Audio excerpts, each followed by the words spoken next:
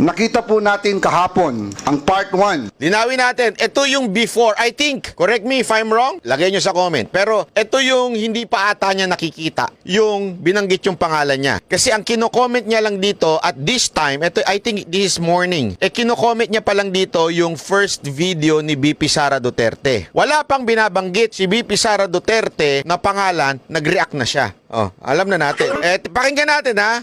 Kasi hindi ako sure pero hindi ako sure na kung lumabas ito before or after the second video. Kasi yung pinakita ko kanina, yung pinlay ko, second video yun. Okay? May unang video. Doon sa unang video, teaser pa lang. Wala pa yung pangalan ni Zaldico at saka ni speaker. Doon sa unang video. Ito ata yung nire-reactan dito ni Zaldico. Ng video message ni Vice President Sara Duterte kung saan nililihis na naman niya ang mga issue. Talaga pong tatak Duterte na yata ang pambubudol. Ayan na, namemersonal na. Ano? Namemersonal na si Kuya. Zaldi. Kung talagang galing sa puso mo yung pagdidepensa mo, mo na kailangan magbasa-basa dyan.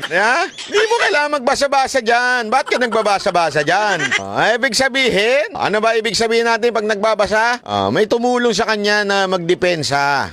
Mula sa peking war on drugs, peking good governance, peking pagkontra sa korupsyon, at ngayon, peking sagot sa mga issue. Lahat din sinabi niya, war on drugs. Ultimo nga si Abalos, di ba? Nadulas eh. Ano sabi ni Abalos? Pag ganun-ganon pa siya. Liwalo sa ano? Ngayon. Ganun. Hindi. Yung ano pala, doong nakaraang administrasyon.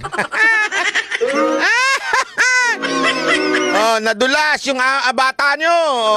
Nadulas. Tapos sasabihin nyo, palpak yung war on drugs. So, ibig sabihin, talagang bumalik ang criminality ngayon. Noon, nawala. Simpleng tao lang daw siya, pero mahigit 400 bodyguards. Siya lang po ang kaisa-isang Vice President sa kasaysayan ng Pilipinas na may ganun kadaming security. Nilinaw na ho ng AFP yan. Hindi naman po sabay-sabay sila. Yung 400 na yon, salitan po yun. Ano yung 400 sabay-sabay, walang uwian, tulugan? Ano to? 24 oras naka-duty silang 400? Ay naku naman, sir. Gamitin naman ng minsan. Yung 400 na yun, hindi naman po sabay-sabay yun. Salitan daan ninyo. 400 more or more. More or less. Ika nga. Divided by 3 yan. Bakit kanyo? 8 hours ang pasok. 8 plus 8. Ano? Sagot! 16. Plus 8, 24. Siyempre, 8 hours. So, yung 400 divided by 3. Diba? Common sense sir eh. Hindi ibig sabihin yung 400 na, ano no to 400, walang pahingahan. Bira naman kayo, sir. Pangalawa, ito lang para sa kaalaman mo. Si BP Sara po ang Duterte ang pinakamaraming boto. Kaya naman din, si BP Sara Duterte ang pinakamaraming kalaban. Bakit kanyo? Takot sa kanya. Bakit? Mandato ng bawat Pilipino, 80% ay nasa kanya. So, takot na takot sa kanya yung kalaban niya. Kaya may maaaring gawing masama sa kanya. Kaya kailangan niya ng security. Tama po ba ako, sir? Hindi, sir. Tama po ba ako? Diba? Ang dami niyang kalaban. Kayo ba kalaban niya? Hindi. Ako nagtatanong lang.